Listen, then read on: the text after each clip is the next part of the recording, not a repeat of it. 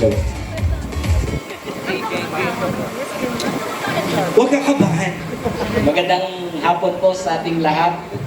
Sa okasyong ito, ng ating Thanksgiving party, ako po'y nagpapasalamat unang-una sa ating Panginoong Diyos na pinagkaloob niya sa araw na ito.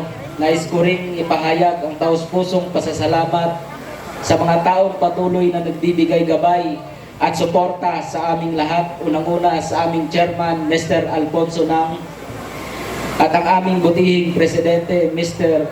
Andrew C. Nang, sa kanilang matibay na pamumuno, malasakit at tiwala sa bawat manggagawa ng kumpanya.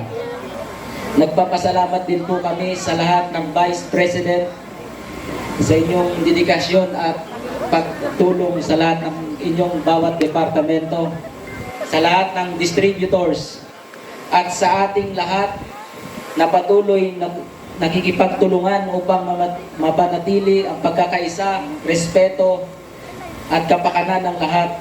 Ang tagumpay na tinatamasa natin ngayon ay bunga ng sama-samang pagsisikap at pagkaunawaan.